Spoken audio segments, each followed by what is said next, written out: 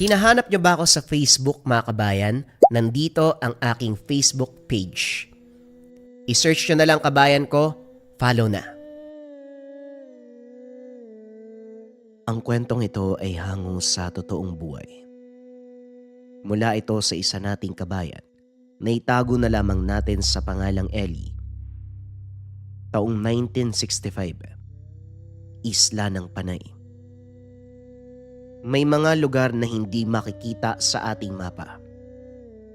Noong 1965, isang maliit na sityo sa gilid ng bundok sa Panay ang naging sentro ng usap-usapan. Kaso nga lang, walang malakas na loob na pumupunta sa lugar. Hindi dahil sa layo, kundi dahil sa mga kwento na ang baryong ito ay ayaw talagang magpahanap. Lampas sa uling hantungan ng mga bus at lampas sa mga sementadong kalsada, para sa mga matatandang naninirahan, ang pagiging tago ay hindi aksidente. Ito ay isang kasunduan upang mapanatili ang katahimikan. Nakarating si Ellie sa lugar na yun, bitbit ang isang lumang maleta at isang layunin, ang mahanap ang kapatid na si Mara. Noong bumaba sa lumang jeep na kinakalawang na ang katawan, agad siyang sinalubong ng isang mabigat na katahimikan. Walang mga batang nagtatakbuhan sa kalsada. Walang mga lalaki nag-iinuman sa harapan ng mga tindahan. Nakasara ang mga bintana ng bawat bahay kahit tirik pa ang araw. Hanggang dito na lang tayo. Hindi na ako lalagpas sa punong yan. Wika ng driver habang pilit na pinapaandar uli ang makina ng motor na biglang namatay. Bakit naman po Manong? Malayo pa po tayo Hindi tumingin ang driver. Nakatitig lamang ito sa manibela. Basta hindi na. Ang mapapayo ko lang, bumalik ka bago lumubog ang araw. Iniwan si Ellie sa gitna ng kalsada. 3 linggo nang nawawala ang kapatid. Si Mara, isang guro na nadestino sa baryong ito noong simula ng taon.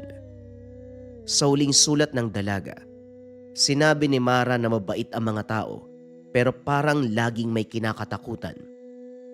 Matapos nun, wala nang balitang dumating pa. Habang naglalakad si Ellie, napansin ng binata ang mga pinto ng bahay.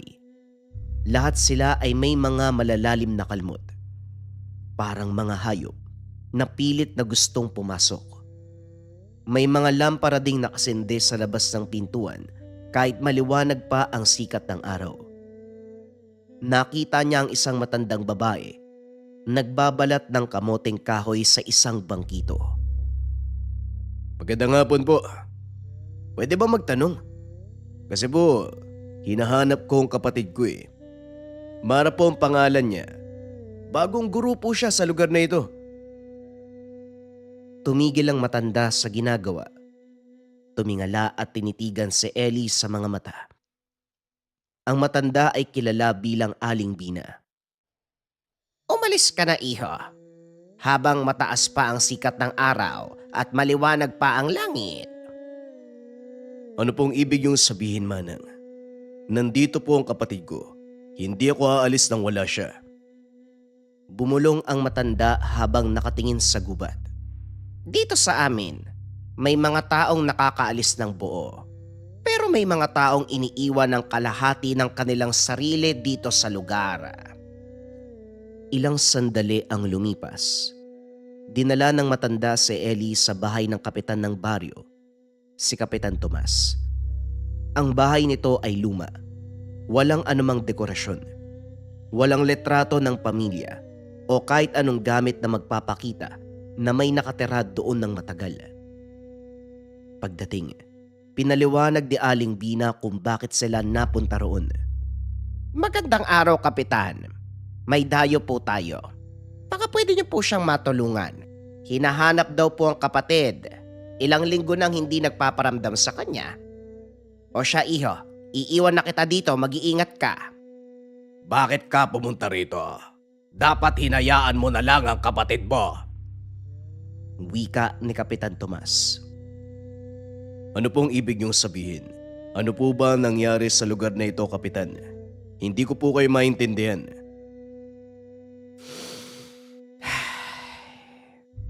Noon pa may sumpa na ang lugar na ito. May mga nilalang na nakatira sa gubat na kasama naming nabubuhay. Sa araw mukha silang tao, nakikipag-usap, nakikihalubilo sa amin, nagtatrabaho din sa bukid. Pero pagsapit ng gabi nagbabago ang mga ito. At sa bawat taon, kailangan nila ng isa. Teka, isa? Isang ano, Kapitan? Ipinakita ng kapitan ang listahan. Maraming pangalan ang naroon. At sa tapat ng bawat isa ay may pulang marka na parang hiwa ng kutsilyo. Isang katawan ng hindi taga rito. Isang kapalit para hindi nila galawin ng mga taga-baryo. Kapag may nawala, alam na naming dumating na ang mga ngatay. Matapos ang usapan ng dalawa, doon na muna pinatuloy ng kapitan si Ellie. Nung gabing yun, hindi nakatulog ang binata sa loob ng silid na binigay sa kanya. 12:00 ng gabi nang makarinig ng kakaibang tunog. Hindi ito galing sa pinto. Ito ay nagmumula sa itaas ng bubong, na para bang may mabigat na hayop na naglalakad sa ibabaw. Pagkatapos, isang boses ang narinig mula sa labas ng bintana. Kuya, tulungan mo ko! Kagad kinuha ni Ellie ang sulo at lumabas ng bahay. Sa gilid ng madilim na kagubatan, nakita niya ang anino ng isang babae. Nakatayo ito sa ilalim ng malaking puno ng balete. Pero habang papalapit siya, napansin nito na mali ang itsura ng nakita. Ang mga balikat ay masyadong mataas at ang mga paa ay nakaharap sa likuran. Sa mga oras na yun, alam niyang hindi ito ang kapatid na nawawala. Mara? Mara? Bago pa muling makakbang si Ellie, isang matandang lalaki ang humarap sa kanya. Hawak nito ang isang mahabang itak na kumikinang sa ilalim ng liwanag ng buwan. Ang talim nito ay may mga tuyong dugo. Huwag kang lalapit. Ang nakikita mo ay hindi na ang kapatid mo. Ang kapatid mo ay nasa loob na ng sikmura ng gubat. Sino ka? Anong ginawa mo sa kanya? Ako ang mangangatay. Ako ang pumipigil sa kanila na huwag lumabas ng gubat. Ako ang nagbibigay ng hihingiin nila para manatiling ligtas ang baryong ito. Noong nakaraang linggo, pinili nila ang iyong kapatid. Tumingin ng mangangatay sa gubat.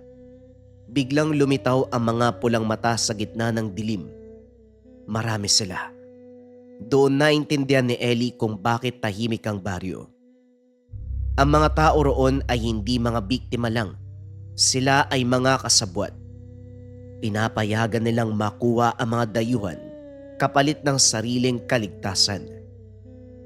Umalis ka na bago ka pa nila makita muli. Sa lugar na ito walang bayani. Meron lang mga taong gustong mabuhay hanggang bukas.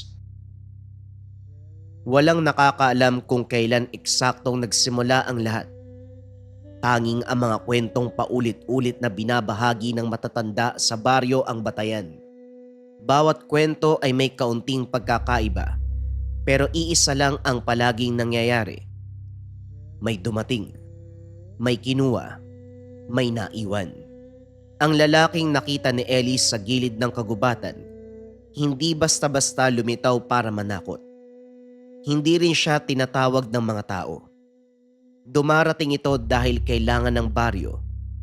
At sa tuwing dumarating, laging may isang tao na hindi na muling makikita. Dinala ng matandang lalaki si Ellie sa isang maliit na kubo na nakatago sa gitna ng madilim na kakawyan. Ang kubong ito, hindi mo basta makikita mula sa kalsada. Wala ring mga bakas ng paa o daan patungo rito. Isa itong lugar na kusa lang lumilitaw kapag may taong nararapat pumasok. Sa loob ng kubo, Walang anumang gamit sa bahay. Walang higaan o palamuti.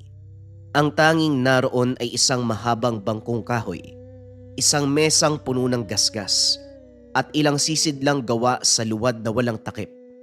May kakaibang amoy ang paligid. Hindi ito mabaho gaya ng basura.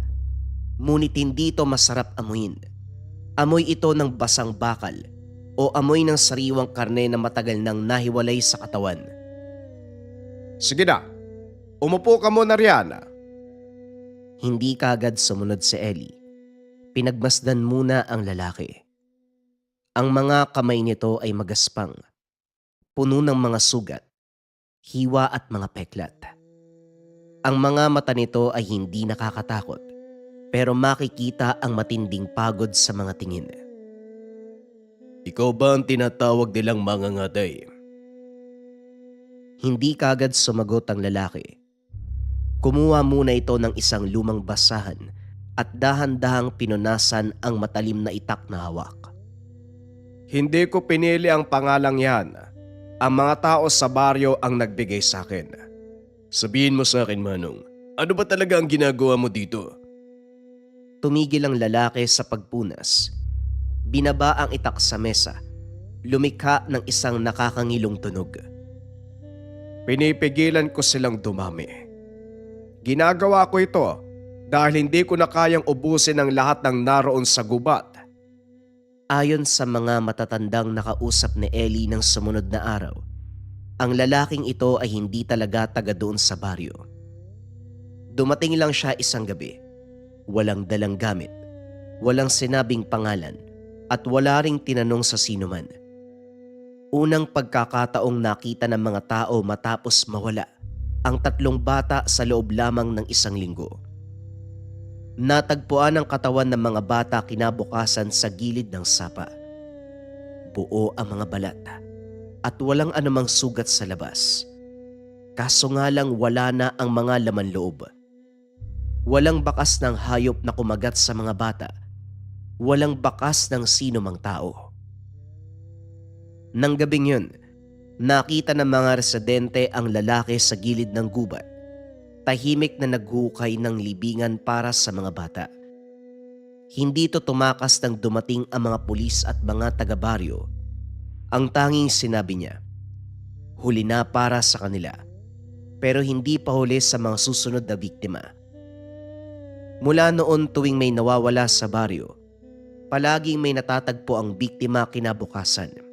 Minsan buhay pa sila, minsan naman ay patay na. Pero laging may isang ideya na hindi nagbabago. Palaging may isang bahagi ng kanilang katawan na nawawala at hindi na maibabalik kailanman. Hindi po ba sila tao? Tao sila sa simula hanggang sa dumating ang oras na hindi na. Pinaliwanag ng mangangatay ang mga senyales ng sumpa. Hindi ito nangyayari sa isang iglap. Unti-unti ang pagbabago. Una, nagiging malamig ang balat ng tao kahit tirik pa ang araw. Pangalawa, nawawalan sila ng gana sa normal na pagkain gaya ng kanin o prutas. Pangatlo, nagsisimula na ang mga masasamang panaginip. Paulit-ulit nilang nakikita ang sarili na may hinahabol sa dilim. At ang huli, ang tinatawag nila na paghahanap. Ano naman ang hinahanap nila? Laman na kulang sa kanila. Kapag narating na ng mga ito ang yugto na yon, hindi na sila titigil hanggat hindi sila nakakakuha ng biktima. Napaigpit ang hawak ni Ellie sa upuan. Ang puso ng binata ay parang lalabas na sa dibdib. Ang kapatid ko po na si Mara. Kailan pa po siya nagkaganito? Matagal na siyang nagsimulang magbago. Bago pa man dumating dito sa baryo, tapos na ang pagbabago sa kanya. Inilabas ng mangangatay ang isang maliit na sisidlan mula sa ilalim ng mesa. Hindi niya kagad binuksan. Nagdadalawang isip pa. Hindi ko ito pinakita kahit kanino, pero dahil kapatid mo ang pinag-uusapan natin, may karapatan kang malaman.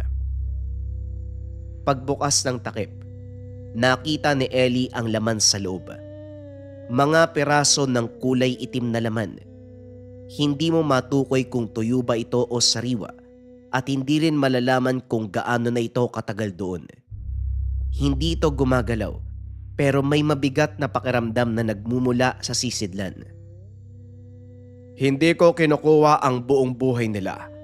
Isang bahagi lang ng katawan ang kinukuha ko gamit ng itak na ito. Kapag maaga ko silang nahanap, sapat na ang bahaging yon para pigilan ang tuluyang pagbabago nila sa pagiging alimaw. Paano naman po kapag huli na ang lahat? Kung huli na, wala na silang babalikan. Kailangan na silang tapusin ng tuluyan. Hindi kagad umalis sa Ellie. Kahit natatakot ito, gusto niyang malaman kung bakit ito ginagawa ng lalaki. Sabihin mo sa akin, sino ka bago ka naging mangangatay? Natahimik ang matanda sa labas ng kubo. Ang mga kuliglig na kanina lang ay maingay, biglang tumigil. Katulad mo, ako rin ay naghahanap noon. May taong mahalaga sa akin ang nawala sa gubat na ito. Sinundan ko ang kanyang mga bakas hanggang sa natuklasan ko ang katotohanan. Pinili mong manatili dito para maging bantay? Hindi. Hindi ko ito pinili. Ang lugar na ito ang pumili sa akin na manatili. Dahil alam ng gubat na kailangan ng isang taong kayang gawin ng maruming trabaho. Ipinaliwanag nito na limitado lang ang kaya niyang gawin. May mga nilalang na nakakalusot sa kanya at nagtatago sa pinakamalalim na bahagi ng bundok. Kapag umalis ako o namatay ng walang kapalit, walang pipigil sa kanila na ubusin ang mga tao sa baryong ito. Pagsapit ng madaling araw, may isang humihingal na lalaking dumating sa kubo. May dalang balita. Isa na naman ang nawawala. Isang binatang kakarating lang sa baryo, kagaya ni Ellie. Hindi pa uli ang lahat para sa kanya, pero para sa kapatid mo, kailangan mo nang pumili ngayon. Hindi ko po alam. Ano po ba ang pipiliin ko? Naguguluhan na po ako eh. Tumingin sa kanya ang matanda ng seryoso. Kung gusto mong makita ang kapatid mong si Mara, kung ano ang itsura ngayon, isang nilalang na hindi mo gugustuhin makilala.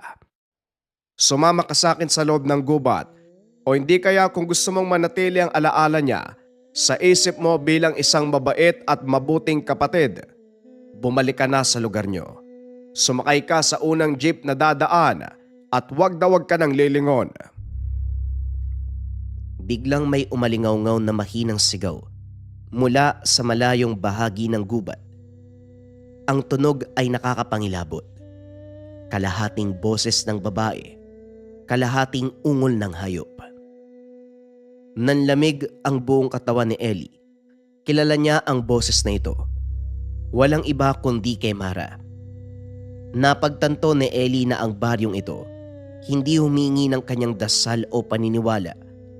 Ang hinihingi ng lugar na ito, isang mabigat na pagpapasya na magbabago sa buhay ni Ellie habang buhay. May isang partikular na oras sa gabi na hindi na kayang sukatin ng anumang relo.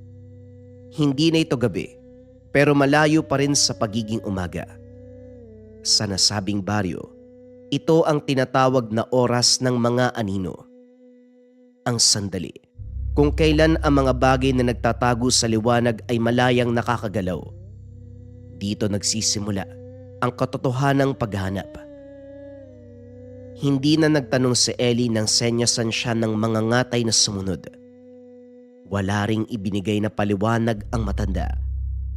Para silang may lihim na kasunduan na kapag may isa sa kanila ang nagsalita pa, may mabubunyag na katotohanan na hindi na kayang takasan o baliwalain. Tahimik silang pumasok sa madilim na kagubatan. Walang dalang sulo. Sa gitna ng dilim, ang tanging gabay ng dalawa ay mga tunog sa paligid. Ang biglang pagtahimik ng mga kuliglig, ang pagaspas ng mga dahon kahit walang hangin, at ang tunog ng mga yapak na tila hindi sa lupa tumatapak. Makinig ka ng mabuti. Huwag kang titingin sa paligid kung hindi ko sinabi sa'yo. Bakit po? May masama bang mangyayari? Dahil may mga anyo at itsura sa gubat na ito na kapag nakita mo na, hindi mo na kailanman maaalis sa iyong isipan. Pagdating sa gitna ng gubat, huminto ang mga ngatay. Yumuko siya at dahan-dahang hinipo ang basang lupa. Dito siya dumaan. Paano mo nalaman? Wala naman akong makita. Hindi kagad sumagot ang lalaki. Itinuro niya ang isang bakas sa putikan. Mukha itong yapak ng tao, pero ang mga daliri ay masyadong mahaba at matutulis. Ang sakong napa halos hindi lumubog, na para bang ang nagmamay-ari nito ay hindi naglalakad kung hindi lumulutang at hinihila pa itaas. Hindi sila naglalakad kagaya natin. Hinahatak sila ng gutom na nasa loob ng kanilang katawan. Ang gutom ang nagdidikta kung saan pupunta ang mga nilalang. Sa hindi kalayuan, nakarinig ang dalawa ng isang impit na pag-iyak. Hindi to sigaw ng taong natatakot sa dilim. Tunog ito ng isang katawan na pagod at gusto nang bumigay. Buhay pa siya, pero sandali na lang ang itatagal niya. Nakita nila ang binata sa ilalim ng malaking puno. Nakaupo ito sa lupa, nakayakap sa sariling tuhod. Nanginginig ang buong katawan kahit hindi naman malamig ang hangin. Hindi ko alam kung paano ako napunta rito. Kanina lang nasa bahay pa ako eh. Natutulog lang ako eh. Nilapitan ni Ellie ang binata nang dahil sa awa at sinabihan para gumaan ang pakiramdam. Ayos ka lang ba? Huwag ka mag-alala, tutulungan ka namin. Makakauwi ka na. Tumingala ang binata. Nanliit ang mga mata ni Ellie sa takot. Ang mata ng binata ay purong itim. Wala nang puti sa paligid nito. Hindi ako nagugutom pero kuya, parang may kumakain sa akin eh. Mula sa loob ng tiyan ko eh. Mabilis na humakbang ang mga ngatay. Marahas na hinila si Ellie palayo sa binata. Huwag mo siyang hahawakan. Sa oras na mahawakan mo siya, hindi mo na malalaman kung alin sa inyo ang tao at kung sino sa inyo ang halimaw. Biglang bumigat ang hangin. Parang may dumagan sa dibdib ni Ellie, kaya nahirapan siyang huminga. Sa likuran ng binata may nakita itong aninong gumagalaw. Isang anino na hindi nakadikit sa lupa. Unti-unting umaangat mula sa loob mismo ng likod ng binata. Hindi pa huli ang lahat. Pero kailangan gawin na ito ngayon. Mabilis kumilos ang matanda. Sa isang iglap, hinawakan nito ang ulo ng binata para hindi pa makagalaw. Marahan niyang inilapat ang talim ng itak sa tagiliran ng tiyan nito. Hindi ka nito masasaktan. Basta makinig ka lang sa boses ko. Kuya! Umiiyak ang binata habang nakatitig kay Ellie. Naniga si Ellie sa kinakatayuan. Gusto nitong sumigaw pero walang lumalabas na boses. Isang mabilis at malinis na hiwa ang ginawa ng mga ngatay. Walang narinig na sigaw mula sa binata. Tanging isang malalim na hinga lang na parang nagpapakawala ng lahat ng bigat sa katawan. May inilabas ang mga ngatay mula sa loob ng hiwa. Hindi dugo ang unang lumabas, kundi isang itim na bukol ng laman na parang tumitibok pa. Buhay ito, pero wala namang puso. Sa sandaling mailabas, biglang bumagsak ang katawan ng binata. Humihinga pa rin siya, pero parang wala ng malay.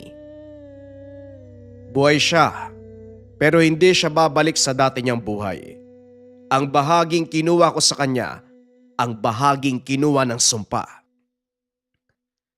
Habang inilalagay ng matanda ang itim na laman sa dalang sisidlan, nakarinig sila ng maraming kaluskos sa paligid. Hindi lang isa, marami sila. Hindi lang siya ang nandito. Marami silang nagmamasid sa atin mula sa dilim. Sa pagitan ng mga puno, may mga matang kumikislap. Hindi ito maliwanag gaya ng mata ng pusa, pero sapat na ito para makita ni Ellie ang mga hugis ng katawan sa paligid nila. Mukha silang tao, pero mali ang paraan ng pagkakatayo. Ang mga braso ay masyadong mahaba at ang mga leeg ay tila balina. Bakit hindi mo sila ubusin? May itak ka naman. Kapag ginawa ko yan, may mas malala at mas matandang bagay na lalabas mula sa kailaliman ng kabundukan. Ang mga ito, sila ang pinuno ng kadiliman. May bumagsak mula sa itaas ng puno. Isang katawan ang malakas na tumama sa lupa sa harapan mismo ni Ellie. Isang babae. Nang makita ni Ellie ang mukha nito sa ilalim ng malamlam na liwanag, parang huminto ang mundo ng binata. Mara? Dahan-dahang gumalaw ang katawan ni Mara. Bumukas sa mga mata. Kulay itim, pero pamilyar pa rin kay Ellie. Ang tingin na ito ay hindi tingin ng isang kapatid, kundi tingin ng isang nilalang na matagal nang nagugutom. Kuya, ang tagal mo namang dumating. Kanina pa ako nag-aantay. Nanlamig ang buong katawan ni Ellie. Hindi niya alam kung tatakbo o yayakapin ang kapatid. Humakbang ang mga ngatay, humarang sa gitna ni Ellie at ni Mara. Huli na ang lahat, Ellie. Matagal na siyang wala sa loob ng katawang yan. Sa likuran ni Mara, nagsimulang lumitaw ang iba pang mga anino. Dahan-dahan silang lumalapit, parang mga asong nag-aantay lang ng utos para lumusob. At ngayon, kailangan mong makita ang totoong kapalit ng paghahanap mo sa kapatid mo. Hindi ka makakaalis dito nang hindi nagbabayad. Hindi kaagad gumalaw si Mara. Nakatayo lang ito sa gitna ng dalawang malalaking puno. Bahagyang nakatagilid ang ulo, na tila ba sinusuri ang mukha ni Ellie. Sa unang tingin, hindi siya mukhang sugatan. Walang bakas na ito ay nakipaglaban o kinaladkad. Kung may makakakita sa kanya sa ilalim ng sikat ng araw, iisipin, isa lamang siyang ordinaryong babae na pagod sa mahabang paglalakad. Pero alam ni Ellie ang katotohanan. Itsura man ng kapatid ang nasa harapan. Alam niya sa kanyang sarili, hindi na ito ang kapatid na kilala. Umalis ka na, Ellie! Hindi nito inaalis ang tingin kay Mara. Ang pagkakahawak sa itak ay mas sumigpit pa. Hindi. Hindi pwede. Hindi ko siya iiwan dito. Napangiti si Mara. Pero hindi ito ang matamis na ngiti na nakasanayan ni Ellie. Masyadong malapad ang pagkakangiti ng dalaga na tila napupunit na ang mga gilid ng labi. Masyadong matagal ang pagkakatitig. Hindi mo naman ako iniwan eh. Kuya, ako ang piniling maiwan dito. Habang nagsasalita, may nakitang kakaiba si Ellie. May gumagalaw sa ilalim ng balat ni Mara. May kung anong bagay na dumudulas, umaangat, bumababa sa loob ng mga braso at leeg. Napapatras si Ellie sa takot, pero hindi niya kayang alisin ang titig sa kapatid. Kailan pa? Kailan pa to nagsimula? Nung unang linggo pa lang pagdating ko dito, may mga estudyante akong biglang hindi na pumasok sa klase. Sinundan ko sila sa gubat. Akala ko, tinatakot lang sila ng mga matatanda eh. Akala ko, ililigtas ko sila.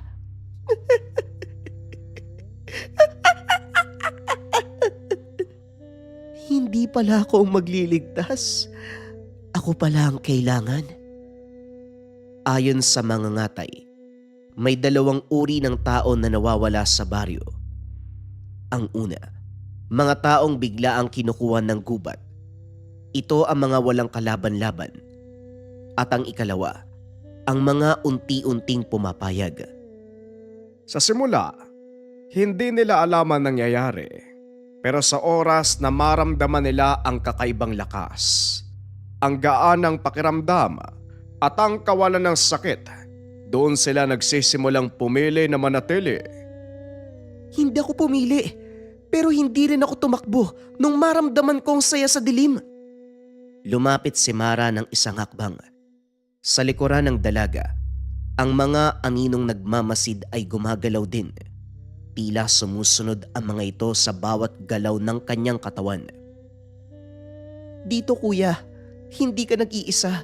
Dito walang gutom, walang takot, walang sakit. Sinungaling, may kapalit ang lahat ng sinasabi mo. Tumigil si Mara sa paglalakad at tumingin sa matanda. Sa unang pagkakataon, nawala ang malapad nitong mga ngiti at napalitan ng galit. Alam ko. Dahil ikaw ang buhay na patunay. Humakbang ang mga ngatay pasulong. Hindi siya nagmamadali, na para bang matagal nang alam na darating ang sandaling ito. Hindi na kita maaagapan pa para maging tao. Mara, maaari kang tumigil bago ka maging ganap na halimaw. Tumigil saan? Sa sakit na nararamdaman ko kapag sinusubukan kong maging tao? O sa gutom na hindi mawawala? Biglang may umbok na lumitaw sa tiyan ni Mara. Hindi to hiwa, kundi ang balat mismo ay umaangat, na tila may isang malaking kamay o ulo na gustong lumabas mula sa loob ng tiyan. Nanginginig na tinanong ni Ellie ang matanda. Anong nangyayari sa kanya? May magagawa pa ba tayo? Tumingin ang mga ngatay kay Ellie ng may lungkot. Kung gagawin ko ang nararapat, mananatili siyang buo ang itsura, pero hindi nahihinga pa. Mamamatay si Mara bilang tao. Ano naman ang mangyayari kung hindi mo gagawin? Kung hindi na siya titigil sa paghahanap ng laman. Kakainin niya ang lahat. Maging ikaw, Ellie. Tahimik ang buong paligid. Kahit ang mga dahon at mga anino, para bang nakikinig at nag-aantay. Lumapit si Mara kay Ellie. Sapat na malapit para maramdaman ni Ellie ang kakaibang lamig na nanggagaling sa balat ng kapatid.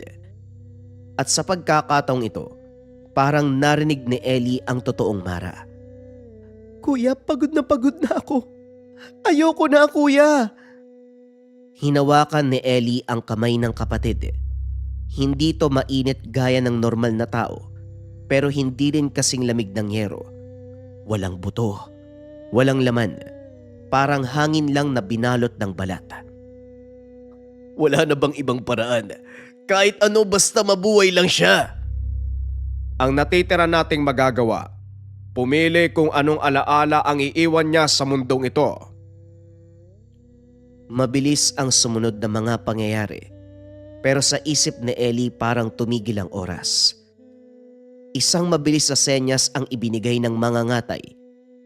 Habang palapit ang ginawa ng matanda, nakakabinging katahimikan ang bumalot sa kanila. Hindi sumigaw si Mara. Sa halip huminga lamang ng napakalalim na parang isang taong matagal nang nakalubog sa tubig. At sa wakas, nakaahon para kumuha ng hangin. May mabilis na kinuha ang mga ngatay mula sa gitna ng katawan ni Mara gamit ang dalang itak. Nung una hindi makita ni Ellie kung ano ito, pero nang dahan-dahang bumagsak si Mara sa lupa, napansin ni Ellie na animoy may nawalang bigat o presensya sa gitna ng katawan ng kapatid. Ang umbok na tiyan ni Mara ay nawala. Biglang gumaan ang hangin sa gubat. Ang mga aninong nakapaligid sa kanila ay mabilis na umatras at naglaho sa dilim, tila nabigo sa kanilang pakay. Lumuhod si Ellie sa tabi ni Mara.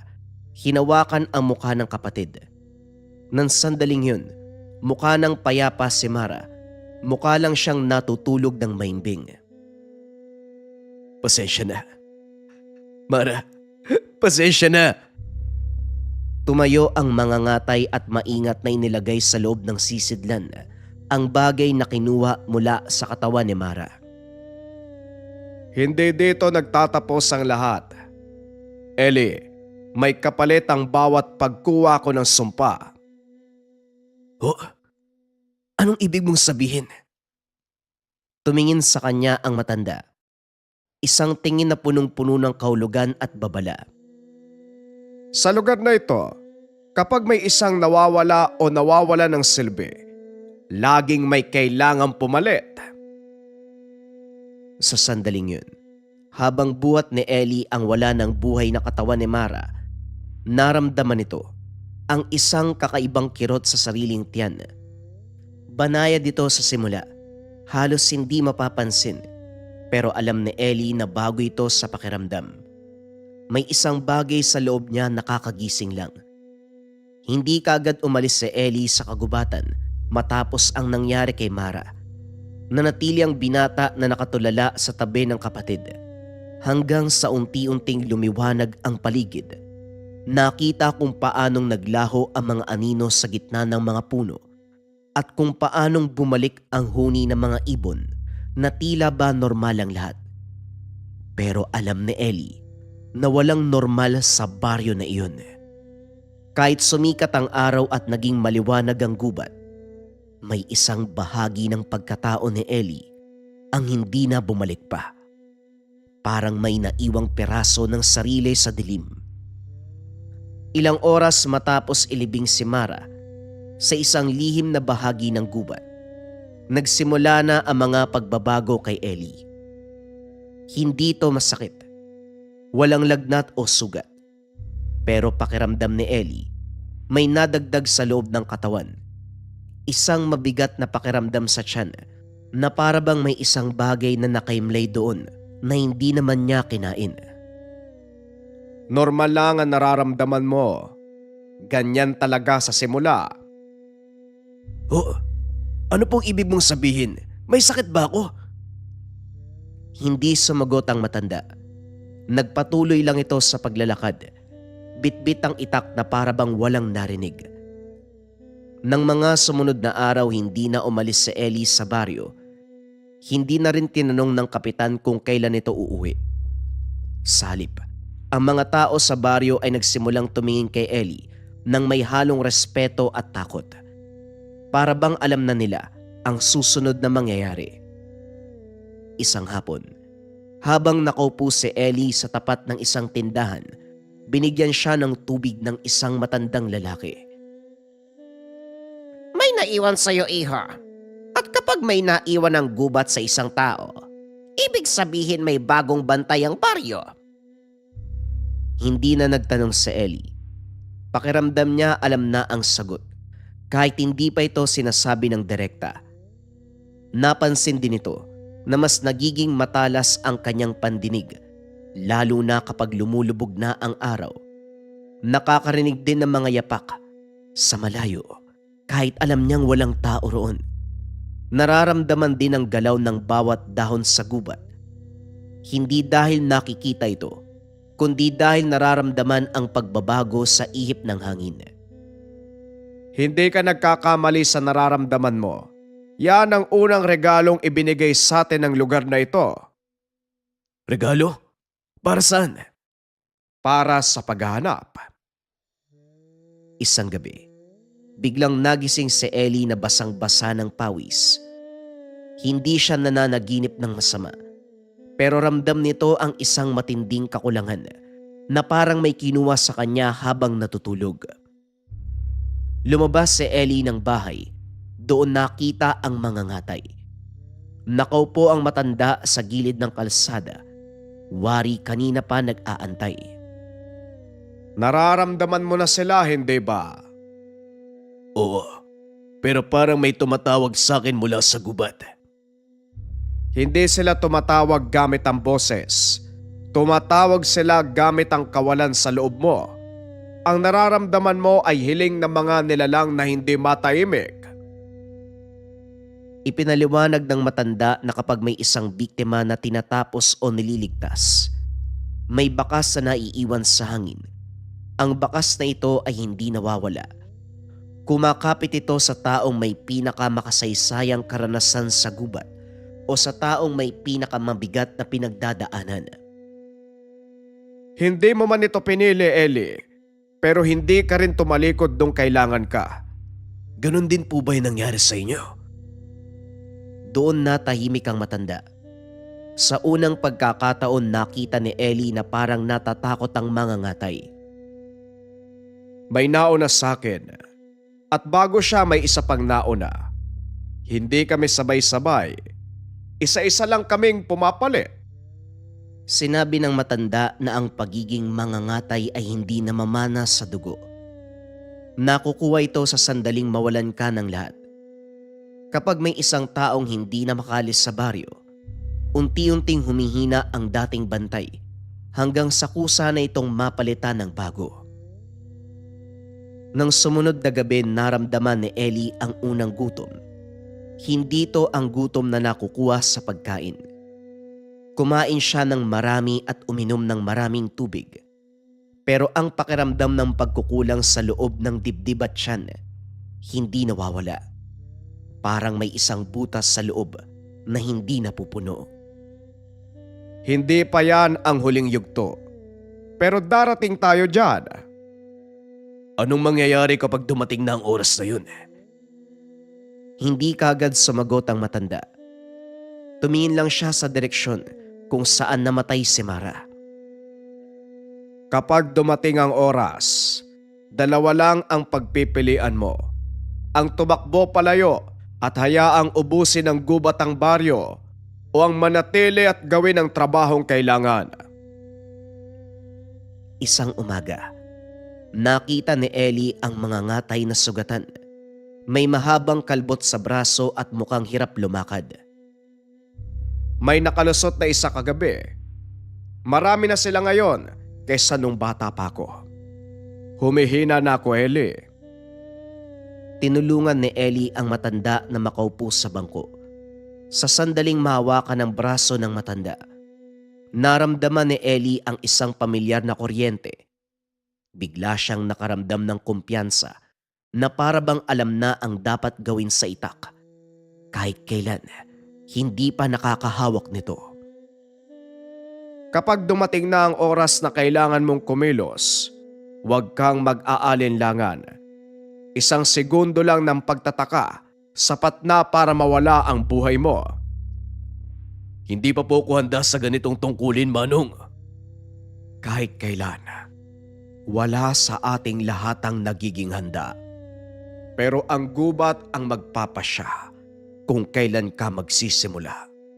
Ang pagkakataon, ang kalikasan, ang tadhana.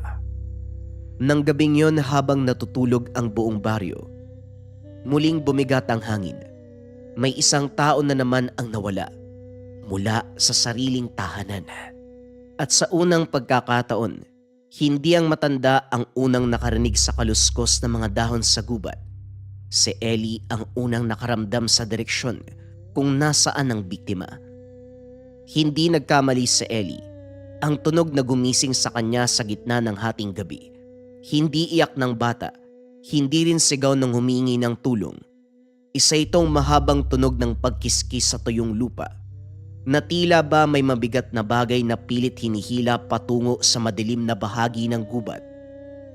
Mabagal ang tunog, may pagitan, nawari sinasadya para marinig ng mga dapat makarinig. Alam ni Ellie kung saan patungo ang tunog na yun. Hindi na siya nag-isip pa.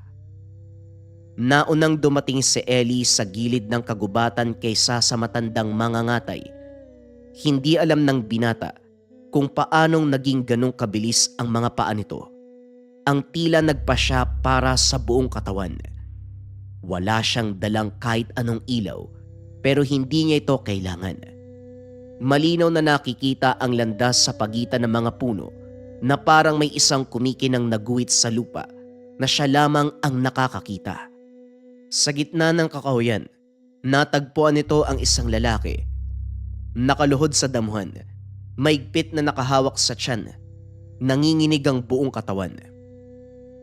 Wag, hindi ko alam kung bakit ako napunta rito. Bigla na lang ako nagising sa dilim. Huminto si Ellie sa layong ilang hakbang. Sa sandaling yun, ang kirot sa sariling tiyan naging mas matindi. Mas mapilit at mas malinaw. Parang may isang bagay sa loob nito na sumasabay sa pintig ng puso ng lalaking nasa harapan. Hindi pa. Hindi pa uli ang lahat. Tumingala ang lalaki. Nanlaki ang mga mata ni Ellie. Alam mo kung anong nangyayari sa akin, di ba? Bago pa makasagot si Ellie, naramdaman nito ang pagdating ng mga anino. Hindi niya mabilang ang eksaktong dami. Umiikot sa paligid nila. Hindi lumalapit pero hindi rin umaalis. Para silang mga buhayang nag-aantay kung sino ang unang susuko sa pagod at takot. Doon dumating ang matandang mangangatay. Mabagal ang lakad at maririnig ang hirap sa bawat paghinga. Ngayon, nauna ka, Ellie. May bahid ng paghanga at lungkot sa kanyang boses. May oras pa para iligtas siya. Kaya pa nating pigilan. Umiling ang matanda. Tumingin sa mga kamay na nanginginig pa. Hindi na sa akin ang desisyon, Ellie. Ang gubat na ang pumili kung sino ang dapat tumawak ng tungkulin. Dahan-dahang inabot ng matanda kay Ellie ang itak na sanay sa laman at sumpa. Noong nahawakan ni Ellie ang hawakan ng itak, naramdaman niya ang bigat nito. Hindi dahil sa bigat ng bakal o talim, kundi dahil sa bigat ng lahat ng buhay na kinuha at inligtas nito sa loob ng maraming taon. Ito ang itak na nagpapanatili sa balanse ng baryo. Nararamdaman mo, hindi ba? Alam mo na kung saan dapat humiwa. Alam mo na kung kailan dapat tumigil. Tumango si Ellie. Ayaw man niyang aminin pero totoo. Alam na ng binata kung ano ang kailangan, kung saan ito nakatago sa loob ng katawan ng lalaki, at kung paano ito kukunin nang hindi pinapatay ang biktima. Kapag ginawa mo ito, Ellie, wala nang balikan. Hindi ka na muling magiging ordinaryong tao gaya ng dati. Tumingin si Ellie sa lalaking nakaluhod. Pawis na pawis at hirap sa paghinga. Unti-unti nang nawawala ang liwanag sa mga mata. Meron pa bang isang paraan? Yung hindi kailangan bawasan siya. Sandaling natahimik ang matanda. Binalikan ang sariling mga alaala. Kung may iba pang paraan, matagal ko na sanang tinapos ang sumpa sa lugar na ito. Pero ito lang ang tanging paraan para hindi sila tuluyang maging halimaw. Lumapit si Ellie sa lalaki. Hindi siya nagmamadali at wala ring nararamdamang takot. Makinig ka sa akin. Huminga ka ng malalim. Isipin mo ang mga mahal mo sa buhay. Hindi ako masamang tao, kuya. Wala akong ginagawang masama. Alam ko. Pero may bagay na kumapit sa'yo na hindi mo hiningi. Kailangan na natin itong alisin. Sa sandaling inilapat ni Ellie ang talim ng itak sa balat ng lalaki, biglang humupa ang kirot sa sariling tiyan. Para itong isang pintuan na sa wakas ay nabuksan. Isang mabilis at malinis na hiwa ang ginawa ni Ellie. Walang narinig na sigaw mula sa lalaki. Isang malalim na buntong hininga lang na parang gumaan ang buong mundo.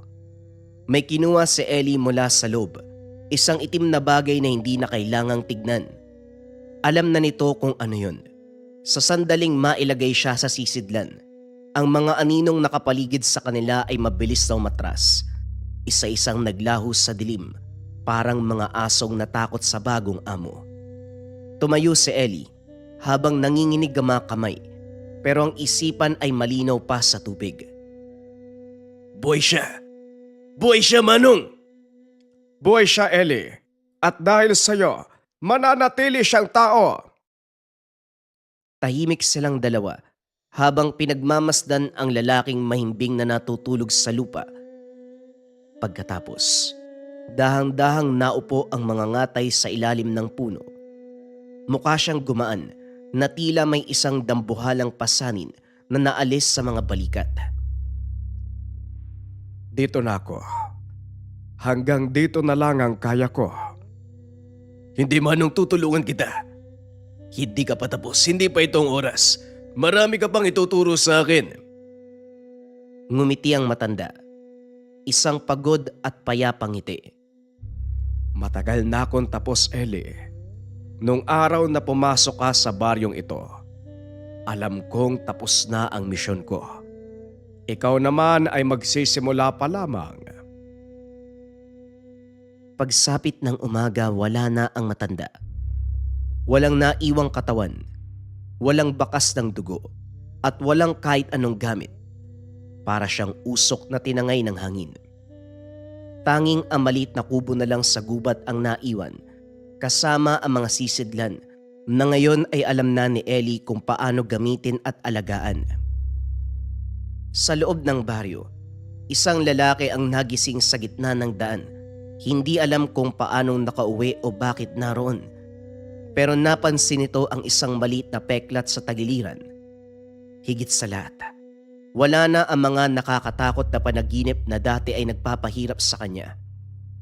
At si Ellie, siya ay hindi na kailanman umalis sa baryo.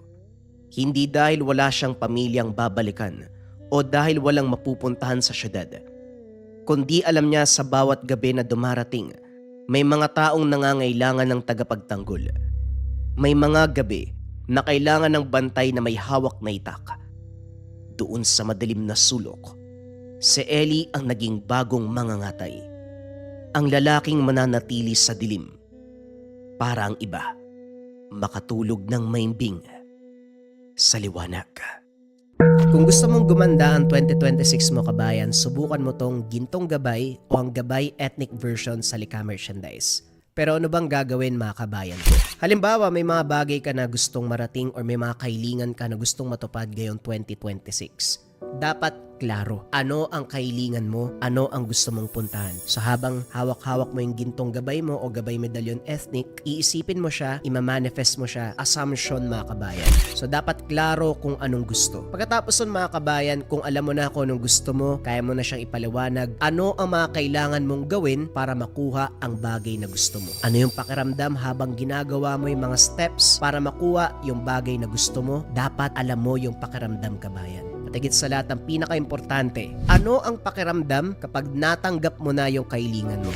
Paano ka humiti? Paano ka gumalaw? Anong klaseng energy and vibration yung meron ka sa oras na matanggap mo na ang kahilingan? Sample, ang gusto mo ay makalipat sa mas magandang tahanan. Ano yung pakiramdam kabayan kapag nakalipat ka na, nabili mo na yung magandang bahay? I-keep mo yung emotions na yun mga kabayan habang hawak-hawak mo tong Gintong Gabay. So habang dadasal ka, nakapikit ka, isipin mo yung tatlong proseso na yun kabayan. Huwag mong bibitawan yung emosyon. Sa araw-araw, dadalin mo siya. Sa oras na may encounter mo na yung challenges, lagi mo lang tignan yung Gintong Gabay mo, alalahanin mo yung pakiramdam habang nagdadasal ka. Ano yung feeling kapag natanggap mo na yung bagay na gusto mo. Mula doon kabayan, huwag mong tigilan hanggat hindi mo nakukuha. Sigurado yan kabayan ko, mamamanifest mo yan sa buhay mo. Kung interesado ka dito kabayan, i-visit mo lang ang shop ng Lika Merchandise.